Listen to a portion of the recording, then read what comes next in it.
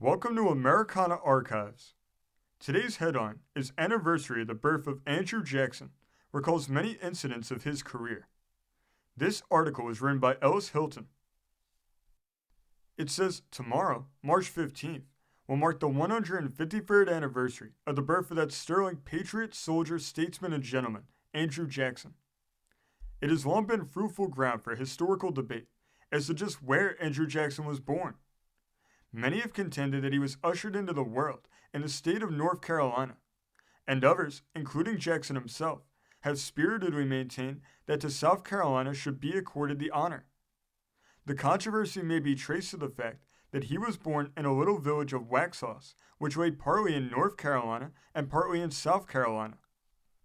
Jackson's forebears were poor and humble Irish folk who immigrated to America in quest of the proverbial pot of gold at the end of the rainbow, but found here nothing but poverty and misery heaped on despair. Yet to the end of his days, Jackson gloried in the fate which made him an Irishman, and when he had attained to the heyday of his public service, his name was always mentioned in the toast given at public dinners over in the Emerald Isle, coupled with the sobriquet, the great Irish President of the United States. Andrew Jackson Sr. died before his infant son came into the world, and left the mother with two little children and little else in earthly goods. But Andrew's mother was evidently a woman of some education, and had begun to teach her son at the age of 5 to read and write. And when she died, she left him sufficiently educated at the age of 16 to teach school in the backwoods community in which he lived. Yet Jackson was at no time in his life well educated. He knew nothing of the classics and detested the study of grammar. Nor did he ever learn to spell correctly. But in that failing, he was not peculiar, for few men and no women in his day were versed at all in correct spelling. Jackson is even credited by some biographers with having had a more complete mastery of orthography than did Washington or Napoleon. When only 18 years old, he entered upon the career of lawyer, which profession he adopted for life. Although far from being of a bookish turn of mind, the young barrister recognized the value of knowledge even in those backwoods districts, and by dint of observation and some reading, became remarkably well informed on subjects which interested him, notably law, military tactics, politics, farming, geography, horse breeding, and the like. But it was his military career which helped most to gain for Andrew Jackson the position as the most outstanding figure in the history of the nation between Washington and Lincoln. Indeed, the Battle of New Orleans is regarded by many as the culmination of his career. It was a remarkable battle and might even be termed unique, and it did mark the apex of his military service and renown. But it came only after years of hard experience in martial service, and the honor which it brought was but the crown of triumph for many previous and almost unappreciated exploits made in the name and service of his country. It was that battle which made him president, and it was as president that he became a national figure and a man dearly beloved of all Americans. The Jacksonian character, the strong-willed mind, unbending attitude which he maintained on all the affairs of state, made his years of incumbency in the White House a veritable reign of Andrew Jackson. His official career will not be discussed here, but rather the more intimate and personal details of his life in Washington. Time and again, Jackson has been upbraided by historians for a degree of vulgarity and crassness of conduct born of long years spent in the rugged frontiers and military camps. Yet the sober decision which later chroniclers have laid down points to the fact that his so-called vulgarity was in great part a myth inspired by the maliciousness of political enemies. Of course, there is the familiar incident concerning the inauguration ball, when his old friends of the backwoods enjoyed free run of the White House for that one big night. They trampled the fine carpets with their muddy boots, stood on chairs and upholstered furniture, and incidentally smashed an immense costly chandelier. Yet the only remark that came from the lips of the new president was, "Let the boys have a good time for once in 4 years," and nothing more strongly indicates the why of his tremendous popularity. Yet Jackson conducted himself in a manner almost faultless for its courtesy, dignity, and naturalness of poise. Niles, in his famous Weekly Register, thus describes him. In society, he is kind, frank, unaffected, and hospitable, endowed with much natural grace and politeness, without the artificial, flimsy polish to be found in fashionable life. It is recorded that upon one occasion, an English lady bearing a message to President Jackson from the King of England visited the White House and waited in half disgust and half anticipated shock for the appearance of what she understood to be the uncouth president. After the distinguished visitor had been ushered into the reception room, Buchanan went to the president's room to arrange the interview.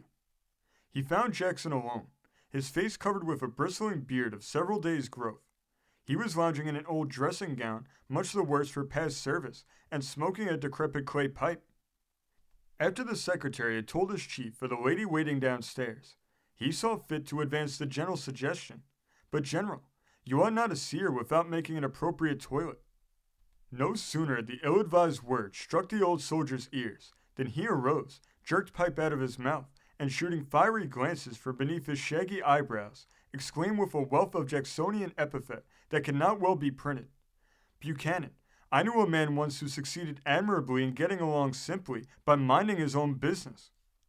Notwithstanding this outburst of temper, the president retired a few moments later, and in a remarkably short time reappeared in the reception room. He was neatly shaven, correctly but plainly attired, and bore himself in such a courtly and dignified manner that when the distinguished visitor was afterward asked about her impression of the president, she could only exclaim, "I am captivated. I never so enjoyed an hour.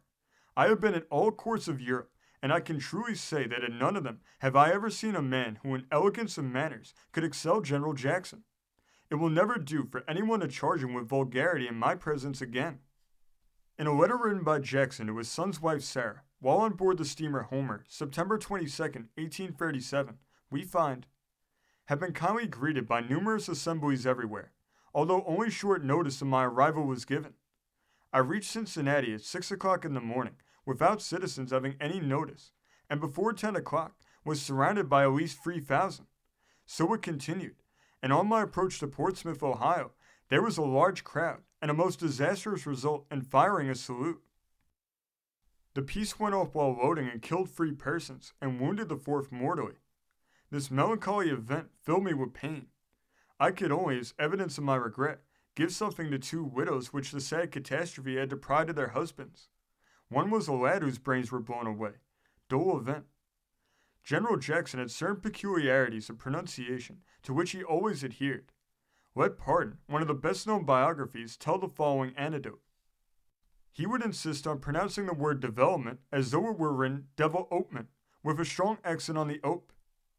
One day during his presidency, he so pronounced it when in conversation with a foreign minister, who, though not English, had been educated in England and plumed himself upon his knowledge and nice pronunciation of the English language. "Development," said the general with emphasis. The ambassador lifted his eyebrows slightly, and in the course of the next sentence or two took occasion to pronounce the word correctly. The president, seeming not to remark his excellency's benevolent intention, again said, "Development," whereupon the fastidious minister ventured once more to give the word its proper accent. No notice was taken of the impolite correction.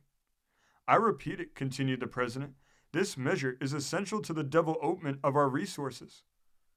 "Really, sir," replied the ambassador, "I consider the development of your country, with a marked accent upon the vel." Upon this, the general exclaimed, "Excuse me, sir. You may call it development if you please, but I say development, and will say development as long as I revere the memory of good old Dr. Waddell. Dr. Waddell was a famous minister to whom Jackson often listened when a young man. His temper was of the most violent sort, and his language when in one of these irate moods was no fit model for Sunday schools. Yet when his wife died, the sorrow of her going seemed to cast a spell over his life, and it was noted that ever after he refrained from using unnecessarily profane epithets, even desisting from his old familiar, by the Eternal. As a young senator in his early days, it is related that on many occasions, when he rose to speak on the floor of Congress in protest against some measure, his voice became so choked with anger that he could not say a word. As regards his personal appearance, we have many accounts, all or nearly all, being unanimous in declaring him to be a truly imposing and dignified figure. Even Daniel Webster during the campaign said, "Jackson is in his manners the most presidential of all the candidates." A woman who knew Old Hickory for years gives this description. "He was always dressed neat and tidy, and carried himself as if he were a rich man's son. The style of powdering his hair was still in vogue then, but he had his abundant suit of dark red hair combed carefully back from his temples, and I suspect made to lie down smooth with bear's oil. He was full 6 feet tall and very slender, but of such straightness of form and such proud and graceful carriage as to make him look well proportioned. In feature, he was by no means good looking. His face was long and narrow, his features sharp and angular, and his complexion yellow and freckled. But his eyes were handsome. They were very large, a kind of steel blue, and when he talked to you, he always looked straight into your eyes. I have talked with him a great many times, and have never seen him avert his eyes from me for an instant. When he was calm, he talked slowly and in well-selected language, but if much animated by anything, he would talk fast and with a very marked North Ireland brogue. There was a something about him which I cannot describe, except to say that it was a presence, or a kind of majesty, which I never saw in any other man. In summing up the life and work of this extraordinary American, Professor William Brown says, "The longest inquiry will not discover another American of his times who had in such ample measure the gifts of courage and will. Many had fewer faults, many superior talents, but none so great a spirit. He was the American whose simple virtues his countrymen most clearly understood, whose trespasses they most readily forgave.